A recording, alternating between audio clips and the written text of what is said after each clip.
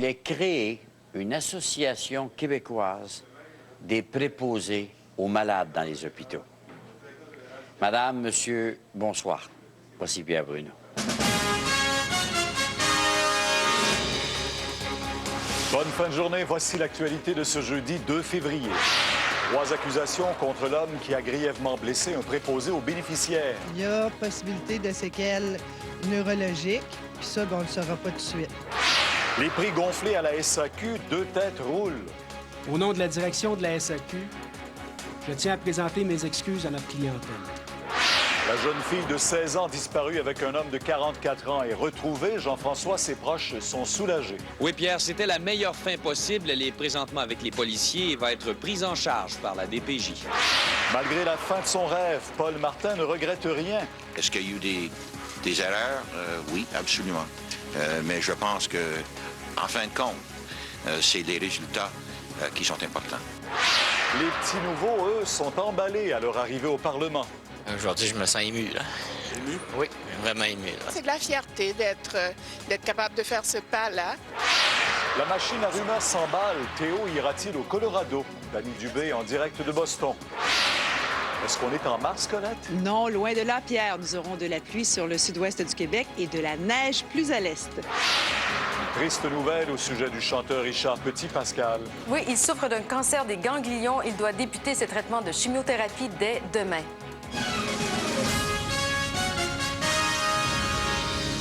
Vous avez profité de la journée aujourd'hui. C'était tellement magnifique, hein? Ah, tout. Les gens sortaient le manteau ouvert. Ah, c'est oui. mauvais signe, ça. Et la fin de journée avec le coucher de soleil. C'est extraordinaire.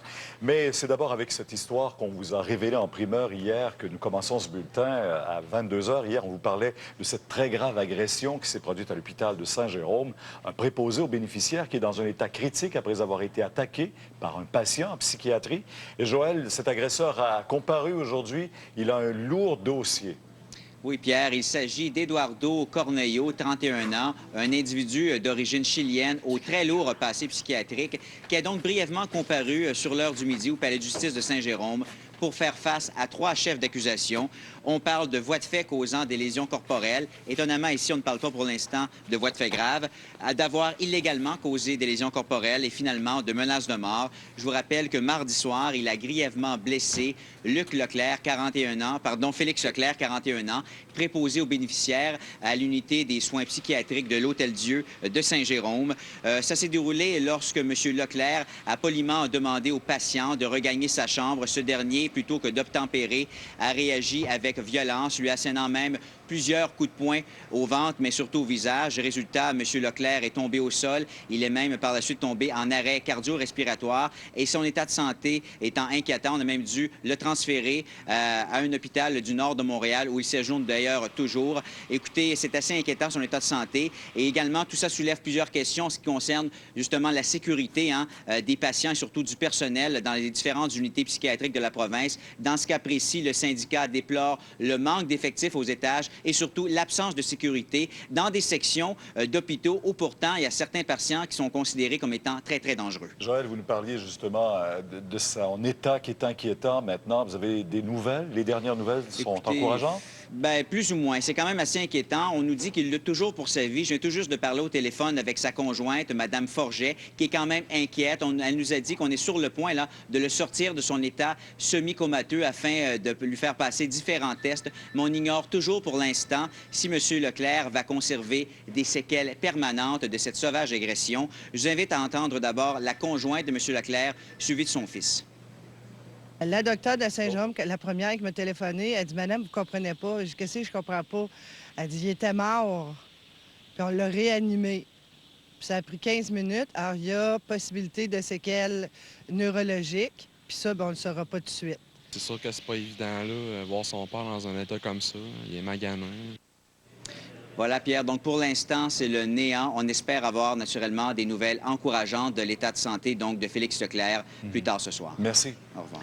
Pierre, je me suis rendu à l'hôpital cet après-midi, je me suis entretenu avec Mme Anne-Marie Forgette. On vous présentera cet entretien. Elle me disait qu'il a ouvert les yeux cet après-midi. Légèrement, elle lui a demandé de réagir à un pressement des doigts sans réponse. Sans réponse. Bien, parlons de maintenant l'affaire des prix gonflés à la Société des alcools. Ça vient de faire les premières victimes. Oui, il y a deux têtes prestigieuses, deux vice-présidents qui ont roulé cet après-midi. Charles Faribault, ça fait suite, ça, à une enquête de vérification indépendante. Oui, bien, Claude, on ne voit pas ça souvent, puis c'est probablement une des pires crises qui affecte la SAQ. Imaginez-vous que deux vice-présidents, pas les moindres, auraient carrément menti au président-directeur général lorsqu'il y a eu ces allégations qui sont sorties dans le journal La Presse à la suite d'une enquête de notre collègue Benoît qui disait que la SAQ avait tenté d'influencer les fournisseurs à propos, en Europe, de la fluctuation du taux de change sur l'euro. Alors, lorsque Toutan s'est adressé à ces deux vice-présidents, ils ont dit non, il n'y en est pas question.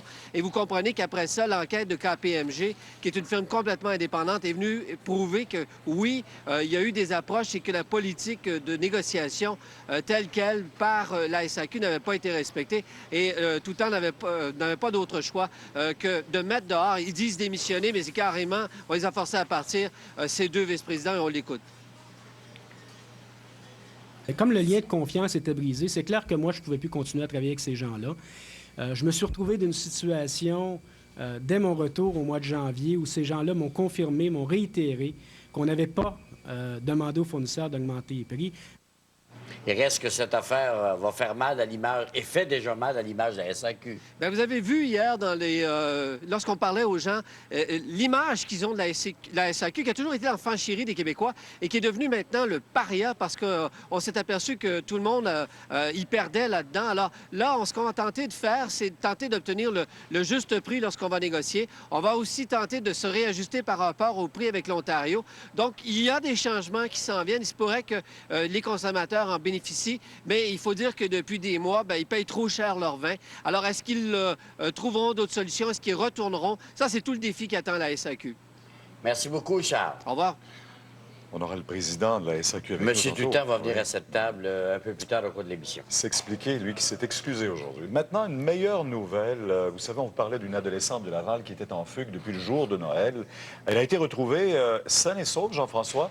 Et un peu comme on le soulignait hier, et les appréhensions étaient qu'elle se retrouve à Sherbrooke, c'est là qu'on l'a retracée, justement. C'était, Pierre, le meilleur scénario possible. Je vous rappelle les faits. Cette jeune fille de 16 ans, qu'on ne peut plus nommer, évidemment, maintenant qu'elle a été retrouvée, mais il y a eu un avis de recherche.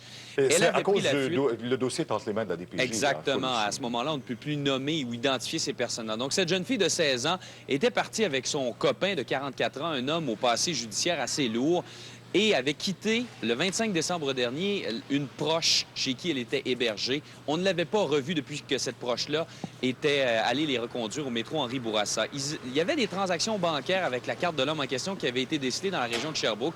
Et ce qui est arrivé, vous voyez Moisson Estrie, il y a une employée de Moisson Estrie qui avait vu le signalement d'agent